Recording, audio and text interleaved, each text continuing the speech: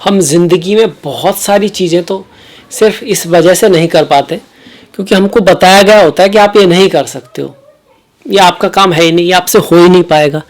तो ये एक बड़ा बैरियर होता है जो साइकोलॉजिकली आपको बहुत कुछ करने से रोक देता है। मैं हूँ आपके साथ डॉक्टर दिलीप, और ये जो वीडियो है वो वृश्चिक वालों के लिए बहुत ज़्यादा विशेष होने वाला है क्योंकि उनके पंचमेश जो कि पूर्व पन्न के कारक होते हैं, आपके जो राशि के स्वामी मंगल हैं, उनके मित्र गुरु जो हैं वो वक्री हो रहे हैं। कब तक? 4 सितंबर से 31 दिसंबर तक, लगभग 4 महीने, साल के एंड के।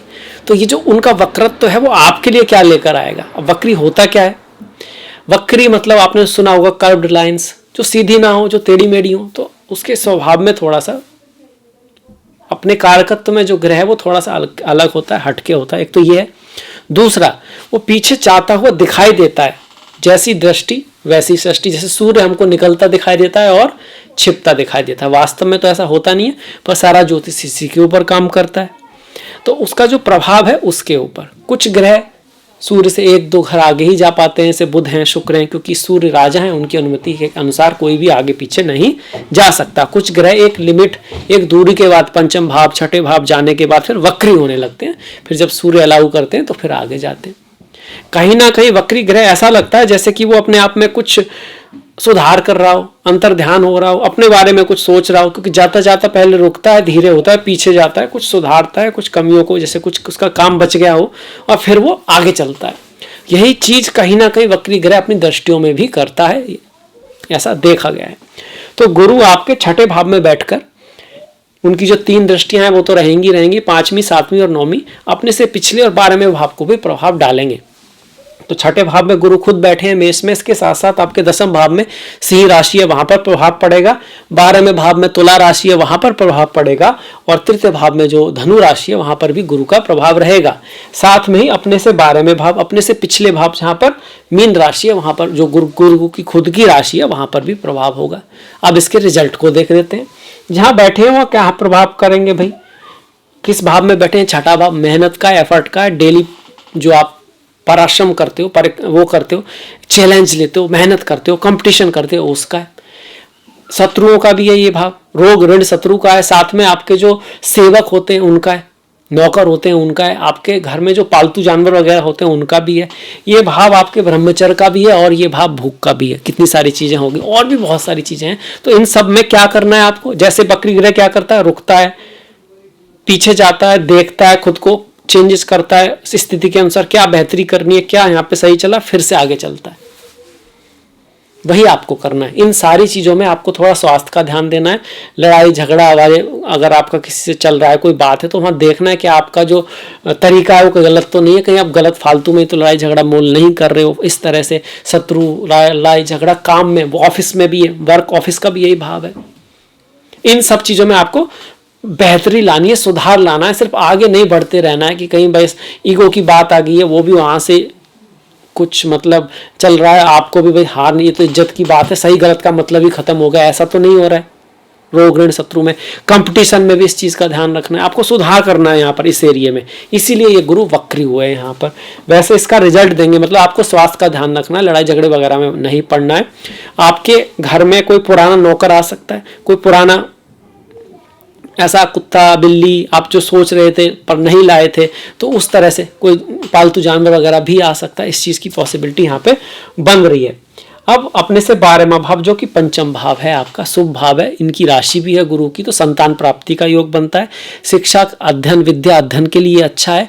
कोई ऐसी चीज़, डिग्री, नॉलेज जो आप लेना चाहते थे पर किसी कारण से नहीं ले पाए थे, तो उसको लेने के लिए कोई पॉसिबिलिटी बन सकती है। संतान के लिए आप प्रयास कर रहे थे पर नहीं हो पा रहा था, और तो हो सकता है इस चीज़ का है। और ऑलरेडी अगर आपकी संतान है, ऑलरेडी आप उस कोर्स में है, उस पढ़ाई में है जहाँ आप चाहते थे, तो वहां पर फिर संभलने की आवश्यकता, देखने की आवश्यकता है कि आपका जो तरीका है उसको अचीव करने का, वो आपको उससे जो लाभ है वो दिला भी पाएगा या नहीं।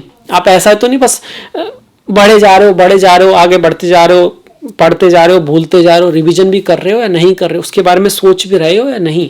क्योंकि जो भी कुछ आपने कंज्यूम किया है, पढ़ा है, उसका रिजल्ट तो तभी है ना कि वो आपके मन में हो, मस्तिष्क में हो, आप उसको अप्लाई कर पाओ लाइफ में। ये गुरु कहना चाहता है। यही वक्री होने का अंतर है। अदरवाइज वो इस भाव का रिजल्ट तो दे ही रहे थे, जैसे अपने से 5 में 7 में और 10 में का, अपने से 12 में का भी थोड़ा बहुत ग्रह रिजल्ट देता है। अब जाते हैं पंचम भाव। कौन सा पढ़ रहा है? 10वां भाव पढ़ रहा है। कैसा है? मित्र का भाव है, तो पद प्रतिष्ठा सम्मान को बढ़ाएगा ही, और इसके साथ साथ ये भी कह रहा है कि आपका जो व्यक्तित्व है, आपका जो जीवन जीने का तरीका है, उसमें थोड़ा सा सुधार की आवश्यकता है, दूरदृष्टि की आवश्यकता है। और अगर आप ऐसा करते हो, ज्ञान से काम लेने की आवश्यकता है, तो आपका व्यक्तित्व निखर सकता है, आपको यश फेम आदि मिल सकता है। अपने जॉब के स्थान पर, अपने काम के स्थान पर, अपने बॉसेस के साथ रिश्तों को बेहतर बनाने की आवश्यकता है।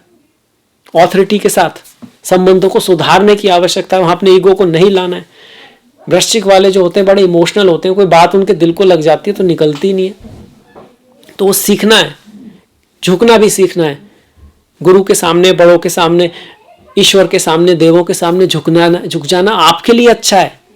जैसे हम कहते हैं ना, ईश्वर को पूजा करते हैं, उनको हम क्या दे सकते हैं? जिसने हमको ही सब कुछ दिया है, वो ही देने वाला है। वो तो हमें ईश्वर की आवश्यकता है, ईश्वर को हमारी क्या आवश्यकता होगी, है ना। इसी तरह से गुरु की आवश्यकता हमें है, ज्ञान की आवश्यकता हमें है। और जब हम नम्र होते हैं तो अपने लिए होते हैं, गुरु के लिए नहीं।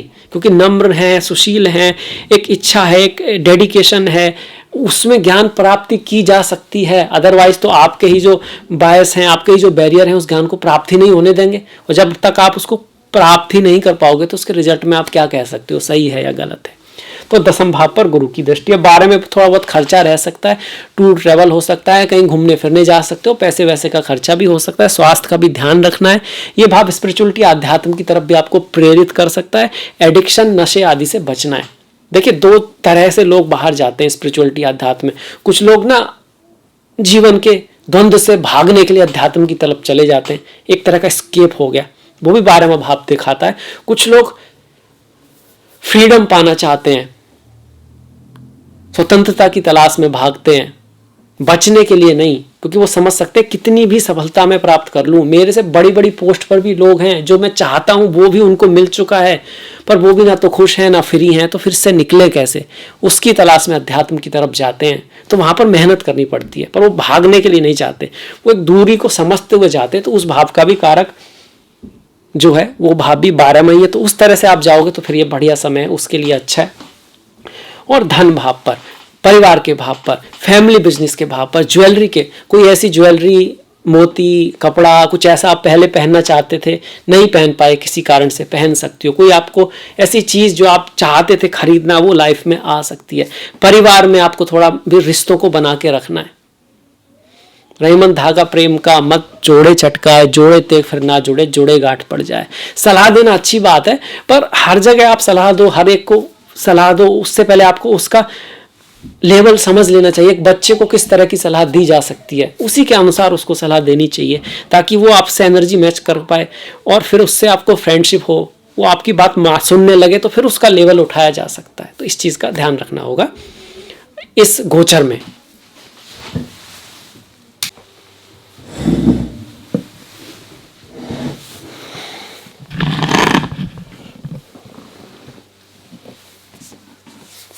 तो इसी के साथ अब ये वीडियो समाप्त करते हैं। अगले वीडियो तक आप अपना ख्याल रखिएगा, अपनों का ख्याल रखिएगा, सभी का ख्याल रखिएगा। अगर ये वीडियो आपको अच्छा लगा है तो प्लीज़ लाइक कीजिएगा, सब्सक्राइब कीजिएगा और घंटी वाला जो बटन है वो दबाना मत भूलिएगा। अगली मुलाकात तक कुछ अच्छा बढ़िया देखते रहें, सुनते रहें, करते रहें। और सभी को नमस्कार, धन्यवाद।